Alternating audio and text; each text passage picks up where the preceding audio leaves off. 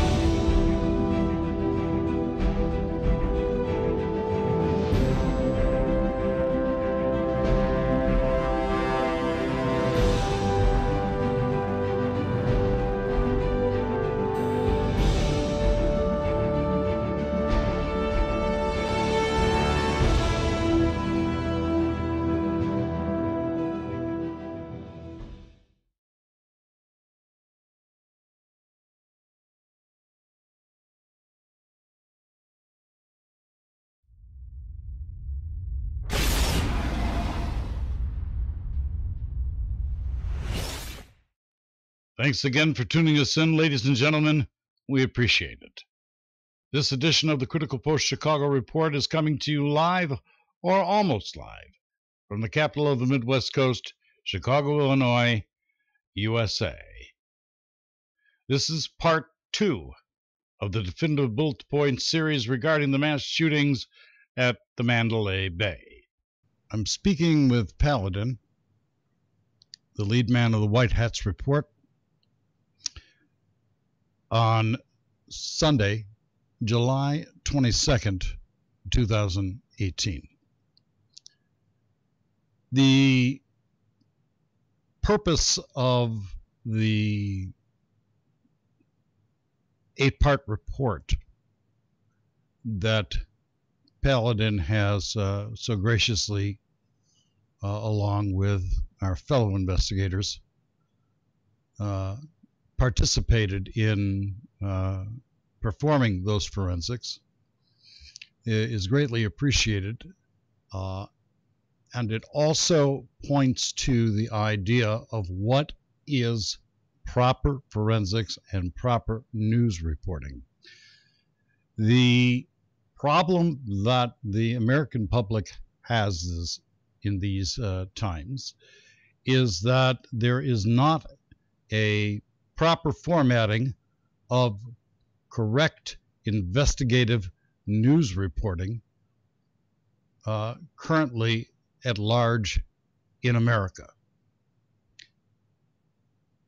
To that end, the White Hats Report has partnered with the Critical Post Chicago as the face of the new news reporting media in this country, a news reporting media that has integrity and is not biased by political invective by either of the franchises. We are biased only in terms of what are the facts, who, what, when, where, and sometimes why. I'm going to bring Paladin in here right now and to sum up the investigation about Las Vegas. First of all, I would like to point to the fact that in order to do a proper investigation, it would be very safe to assume, Paladin, that it takes several individuals participating in several different areas at any given time, and that this is a very expensive proposition, is it not? Yeah, it's very expensive from the standpoint that you've got a lot of time invested. You also have certain functions that you need to perform in relation to searching databases, searching court records, searching all kinds of records that you have access to through the internet. And then you've also got the old-fashioned gumshoe stuff where you have to do surveillance, you have to do certain areas, certain things out in the field.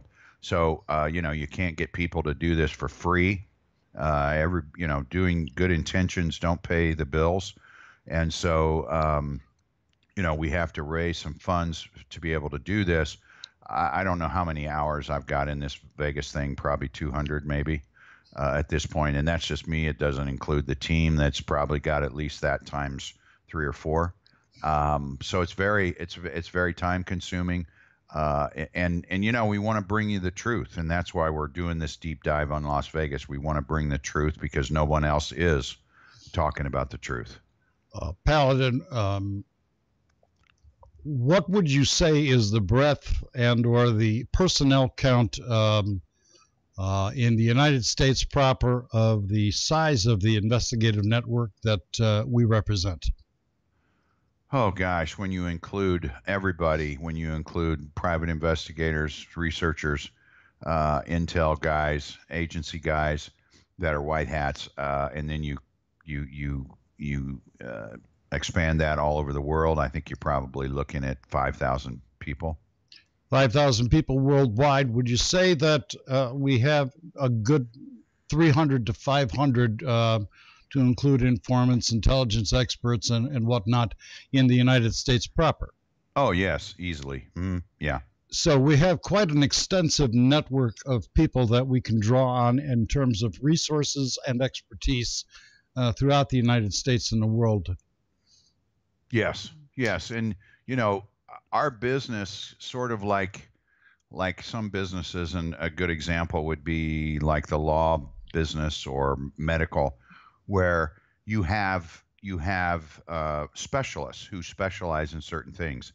Like myself, which is sort of unique in the PI business, I specialize in the forensic accounting area. You have other people that specialize in information data.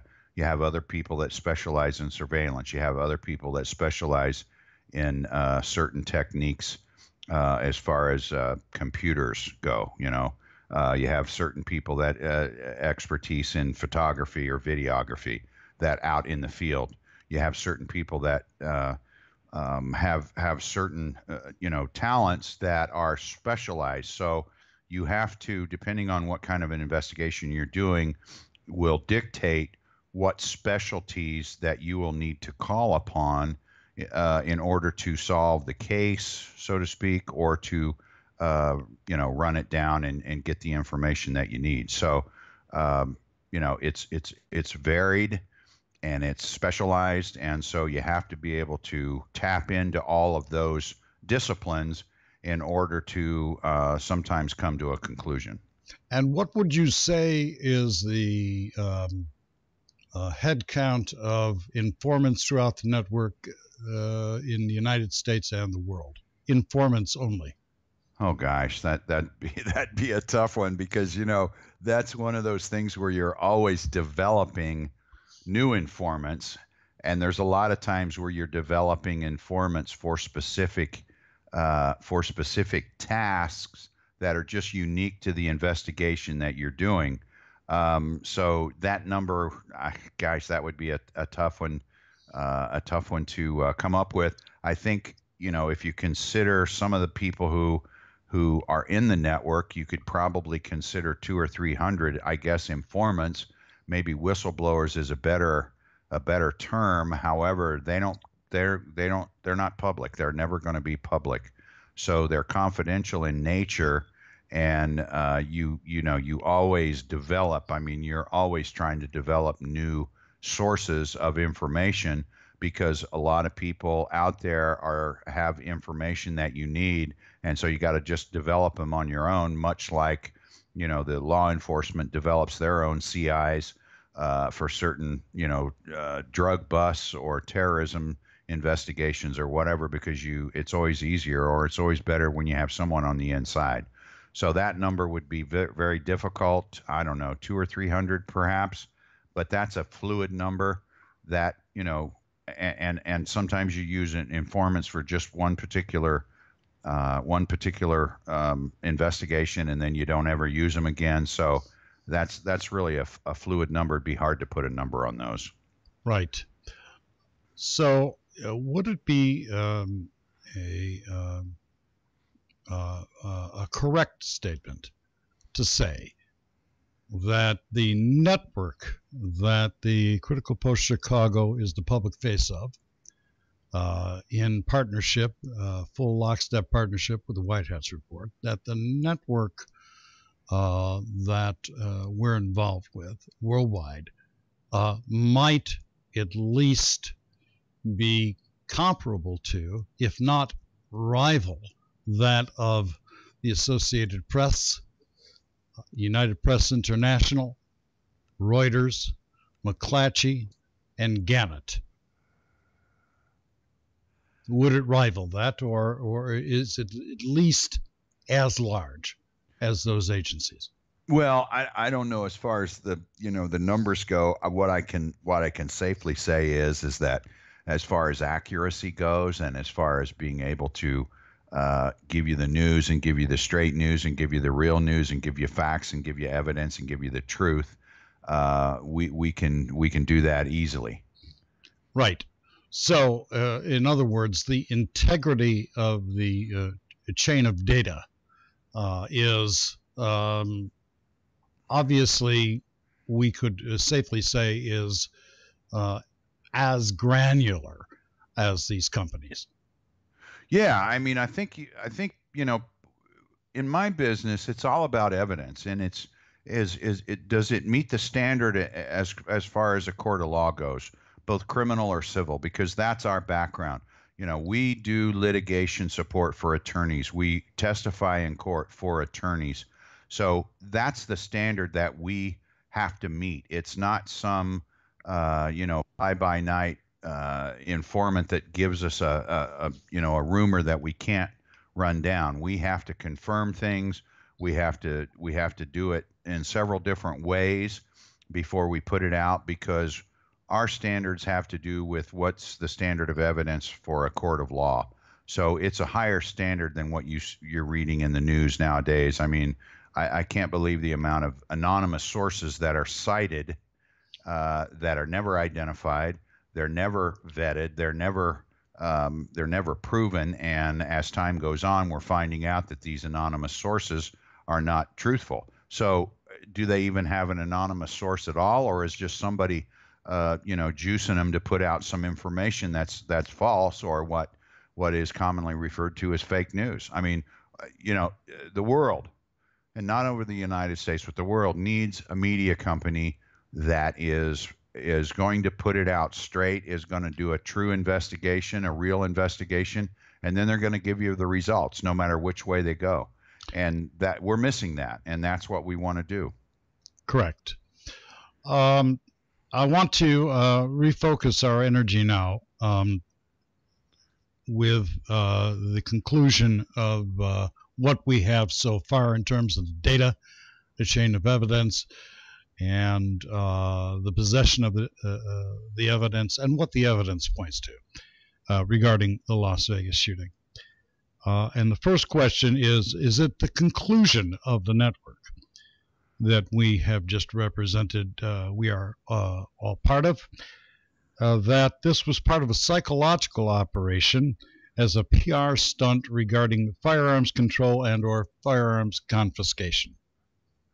Yes, I don't think there's any question about that. I think that this was set up, commonly referred to as a false flag, where the aftermath, the result, the problem, the solution part of the problem, reaction, solution scenario that they always employ had to do with gun control. It had to do with bump stocks. It had to do with automatic weapons. And I think it also had to do with increased security at both hotels and casinos, and also at concert venues. I think that's what this had to do with. Right. And is another relevant question would be, does the evidence point to the idea that more than one shooter was involved, and could we speculate, or would it be prudent to speculate as to how many different shooters were involved? Well, if you take the evidence as we've been able to gather culling through all of the censorship and the redactions and the blanked out audio and some of the video, you have 3 confirmed shooters, and this comes out of the mouths of the LVMPD and the Mandalay Bay security at Mandalay Bay. You have, I think, at least 1 or 2 shooters at Alibaba, Giles, and Alibaba. Then if you consider all the other places where there were other shooters, other shots fired that were reported as shots fired, you could have, it's hard to say at this point. We are trying, let me just say this, we're trying to sort that out, because there are some areas where, you know, people were shot, they ended up at a certain hotel, other people saw them come in bloody and reported that they were there and they were shot, and so there was some confusion about where the shots were actually fired, because if somebody shows up at a hotel and they've been shot, they were shot at the venue, but they made their way to Hooters or they made their way to the Tropicana, then they were not shot at the Tropicana or Hooters, they were shot at the concert venue. So what we're trying to do is sort through all of those instances and try to determine which ones were real shots fired. Now, what I can say, and I can give you an estimate of how many, what I want to say, bad guys that were either apprehended, wounded, or killed, I would say that number is somewhere between 5 and 20. Okay. Would it be a relevant question to ask? As a result of what we can allege would be a psychological operation, is it a relevant question to ask who benefits? Well, yeah, I mean, I think that's what you always look to. And interestingly enough, you know, and I could have done a 9th section here on our presentation about Las Vegas, and that section would have been called Foreknowledge, because we know that Soros shorted 1,850,000 shares of MGM Resort stock prior to the shooting. We know that the board of directors, some of the officers of the board of directors of MGM sold their stock, significant portions of their portfolio. They sold their stock in September. They also MGM also announced a stock buyback program before the shooting. So there's evidence of foreknowledge of this event. So those people would have benefited. If we get gun control in and we get the security systems in place, then all the security companies would benefit. The security companies who do the scanning machines, the X-ray machines, whatever you want to call them, the backscatter machines, they would benefit.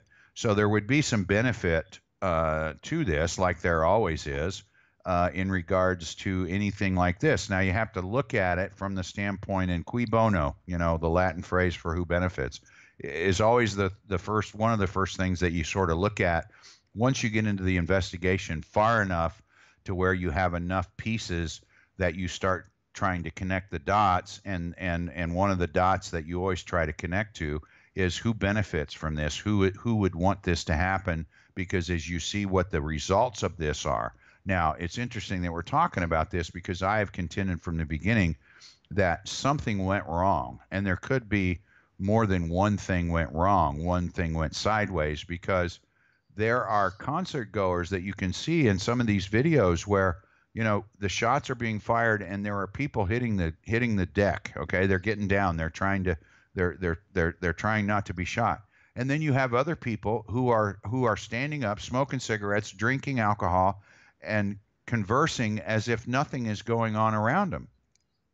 There are a lot of indications where this appears to be a drill, and supposedly there is information out there that they were doing active shooter drills earlier that weekend at some of the strip casinos. And then you look at the body cam video of these guys who breached the door on 134 and 135, and I mean, they are taking their sweet ass time to get up there.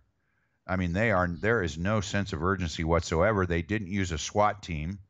They used one SWAT officer, two canine officers, and I don't know, a detective and a patrolman, I think, were the original 5 guys. I could be wrong on that, but I do know that there were 2 canine officers and 1 SWAT officer. I think another one was a patrolman, maybe a detective. But anyway, the first guys that were up there in 132 or 135 to make the breach, they just took their time. I mean, they got up there and they waited in the foyer of the stairwell outside the room for probably 20 minutes. And there was some interesting radio traffic going on at the same time, to where you would have to wonder whether somebody was setting up the crime scene. I mean, you just have to wonder that, because Campos, in his witness statement, said that there was no card in the hallway when he was up there. And that was around 10:05. So between 10:05 and 11:20, who put the card in the hallway if Campos is telling the truth? So there's just a lot of things where you see that contradict each other from the standpoint of this being real and this being a drill. And it could have been a drill that got hijacked for distraction purposes, so that the subsequent event that occurred on the strip later, in other words, it's a distraction to get the resources of the LVMPD and the state police and maybe the FBI and DHS, get them, concentrated in a certain area. So then whatever that other event that took place, whatever that other operation that occurred, could have, less trouble as far as response time from police. I mean, there's a place, there's a business in Las Vegas called Battlefield Las Vegas. They have tanks. They have, you can, I guess, and I haven't done a whole lot of research, but it's a place where you can go play soldier. You can go shoot automatic weapons. You can go shoot things. You can go ride in a tank. And they actually, it's in the dispatch logs, they actually dispatched personnel carriers from Battlefield Las Vegas down the strip. So is another relevant question here then, in terms of the forensics that should be performed, that a forensic analysis of companies needs to be performed in terms of who benefits, in terms of stock sales and other areas. And another part of this is that it appears that the way that they conduct these kind of psychological operations, that a relevant question would be, how is it that they go about setting up a scenario wherein they can cordon, for the sake of the event, a bunch of useful idiots so as to make it appear as one thing when in fact it was another? Would both of those questions be relevant? Yeah, they would be. And there's information out there where, they have these, every so often FEMA conducts drills and the government conducts drills for a mass casualty event, a shooting, a bombing, or whatever. And so they put out advertisements in Craigslist and other places for crisis actors. And there are even companies who provide crisis actors for these various drills. So there's information out there that there was a ad put in a Craigslist, I think, in California for crisis actors. Now, obviously the ad doesn't say we're going to go to Las Vegas and this and that, but around the same time frame, there was ads for crisis actors. Now, we don't know who they are. We don't know where they went. We don't know if it was Las Vegas or somewhere else. But I think this is a relevant question that needs to be addressed. And one of the problems that we're having with this, because one of the things is it's so massive, there's a lot of moving parts. We can't rely on the information that we're getting from LVMPD. I get questioned about this all the time. We don't know what's accurate and what isn't, because a lot of the information that they put out in the subsequent releases of the evidence as required by the court order, the evidence is contradictory. In other words, this is the story, this is the foundation they've laid based on that FIT report they put out in January. And now the information that they have been forced to release through the court order on the body cams and the witness statements and the audio calls and the helicopter video and the roof cam video contradicts the official story. And then further, normally in this kind of a case, I mean, how many times have we tuned in on our evening news and we hear about a robbery that took place at the local 7-Eleven, and then they cut to a 10-second clip of the video, the surveillance camera in the 7-Eleven, where it shows the guy coming in and drawing a gun on the cashier and getting the money. I mean, how many times have we seen that? How many times have we seen domestic disputes where there's a husband abusing his wife, and we get emails get released about he threatens her, or text messages that he's threatening her. I mean, these guys are always quick to release all this information. And, Las Vegas was a surveillance. Las Vegas was the birthplace of surveillance. I mean, how long ago, when was it when the eye in the sky was prevalent in Las Vegas in the casinos? The little smoky balls, half moons that were all over the ceiling. And we all knew there were cameras in there, and they're all watching everybody because they don't want anybody cheating them and making money. So surveillance, Las Vegas is the surveillance capital of the world.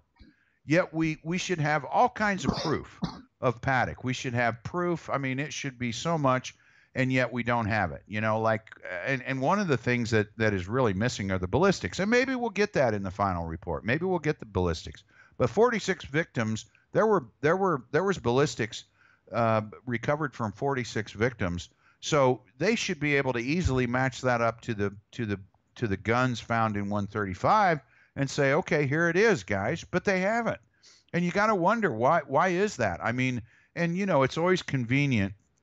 It's always convenient for them when the perpetrator, when the suspect gets killed. Either they kill themselves or they shoot them, because that means that there's not going to be a trial. There's not going to be any criminal charges filed. So this saves the prosecutor a ton of work, because he doesn't have to gather the evidence. He doesn't have to preserve the evidence and take it into court to use to convict the suspect. On the other hand, that evidence does not need to be dealt with in a certain way to preserve the accused's constitutional rights. In other words, this stuff should be put out there. I don't know why they're not putting it out there. I mean, the only conclusion that you can draw from all of this is that it doesn't match the narrative that they've put out. That's right. The only conclusion you can draw. Right, exactly. Now, in order to draw this part of the process to a close, then it would be prudent to tell the public that in order for a proper news reporting agency to be in operation, that there are a number of fronts that need to be constantly monitored at all times by a great deal of personnel in order to cover all the bases of proper news reporting and investigative news collection activity. Is that correct? Yeah, I think you're going to have certain issues and certain events that are going to be sort of long-term in nature, where it's going to take some time to review everything. That's after the fact. Yeah, and then there's going to be other things that are going to be sort of quick hitters, where a day or two or three, and run this down, run that down. So yeah, it's going to vary depending on what the event is. But you've got a mass.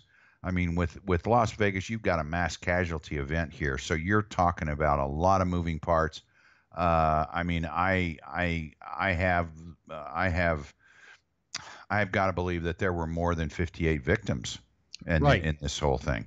Right. So in order for a properly formatted news reporting company to be operating, there are a lot of moving parts that need to be concurrent and ongoing in order to have a the most perfect view possible of a network of forensic collection of evidence so that proper news reporting can be garnered and then disseminated to the public with the integrity necessary in order to inform the public about what is really taking place in this country. Yeah, I would agree. I think integrity is the right word there.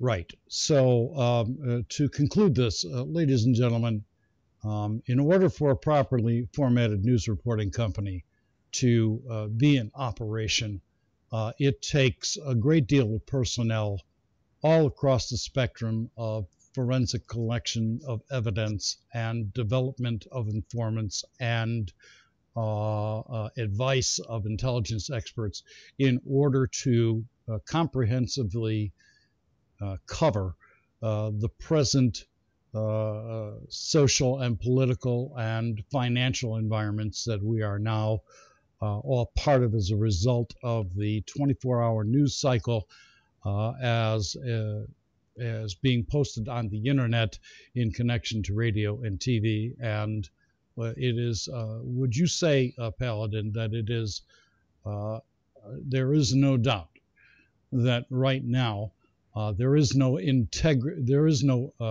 platform even attempting integrity, and that we are in a period of what could possibly be termed as the fog of war, because what it all boils down to is who's making how much money, where, and as a result of what. Is that a relevant point of discussion? Yes, I think it is, and I think that as far as the mainstream media goes, I mean, you've got various places where they have an emphasis or as a bias, and it's very apparent. So, and that's how they collect their viewers. They collect their viewers by, if you present the bias that agrees with your viewer, then you've got those viewers and they're going to watch you and they're going to listen to you and they're going to take everything that you say as gospel. So I think the only area of real true reporting and journalism is the alternative media, and that's a broad term that's kind of difficult to identify, because within that area of journalism, if you will, in the alternative media, you also have, it's been infiltrated. Right. It's been infiltrated to the point where there's no integrity there either. Well, I want to interject here and tell the audience that there has been injected into the quote-unquote national conversation an inventory of terms. And one of the terms in that inventory is alternative media. And what I would like to say and regarding this to our general audience as we gain them is that we do not intend to be the White Hats Report in connection and in partnership, full lockstep partnership with Critical Post Chicago, does not intend to be lumped into the inventory of what they call alternative news. These companies are here to provide integrity and reinvigorate integrity in news reporting back into the spotlight of the national conversation. Agreed. Yeah, I would agree with that. And that the alternative media, so-called, does not have the forensic discipline necessary in order to be an accurate enough source of correct information and properly formatted news reporting. Would that be a good statement? Yeah, because I think what's evolved now is, I think you used to have some investigative journalists who are allowed to follow a story to its logical conclusion. Now, I don't think you have that. I think you have journalists who are told by their editors and by the higher ups in the media organization what they're going to report on, how they're going to report on it. So I think that skill of being an investigative journalist has died off. I don't know. I mean, I think there's a few out there still that are following things to the end and that are doing the work that needs to be done. But I think the most of them are not. And you know, that's the problem with the media nowadays. You can't believe anything they put out, essentially the mainstream media, because there's a bias there, and there's interests. There's other interests that are involved that are hidden from the viewers and from the readers and from the listeners, that they're not aware of why the slants and the bias are coming out in this way. Now, I think since Trump's been elected, I think it's been very apparent about that. I mean, they are identified, they're standing up and identifying themselves in their desperate attempt to try to keep a lid on the you know, the control that they've had over the U.S. and the world for so many years, and it's fallen apart. And this is the time that we feel that there's a vacuum created that we can fill with real investigative journalism, like it should be done, with integrity, with honesty, and with character, and with accuracy. And you know, I mean, and I know you've read our reports. I know a lot of readers have read our reports. I mean, we are an equal opportunity organization from the standpoint that we have taken on both Democrats, we've taken on libertarians, we've taken on Republicans. We don't care what your affiliation is, because that's not what it's about. It's about the truth. And so we take on everybody if they're not squared away. That is correct. And I would interject that investigative journalism is also part of the inventory of those terms, and that the cadre of individuals that are graduating from the quote-unquote so-called journalism schools in the universities of this country are not being taught correct investigative techniques anyways. Yeah, I mean, I don't know that for sure. I would have to, based on the results that we're seeing, I think that's a logical. That's an accurate statement. Yeah, that's a logical conclusion that you can draw for sure. No question about that. And that is the reason why we are going through this. So this is not about an effort to make money from the standpoint of profit, and from the standpoint of a news medium trying to be a news medium and at the same time programming or entertainment medium. This is about reinvigorating the integrity of the press in this country, which does not exist presently except for on our platforms. Ladies and gentlemen, that concludes my interview with Paladin, whom is a personal friend of mine. We have a number of activities that we are going to be taking part in over the next few months, and we will report to you about what those activities are when they take place. This is Scott Pollock of the Critical Post Chicago, signing off for our company in partnership with the White Hats Report, Paladin, and the extensive network of private investigators across the world.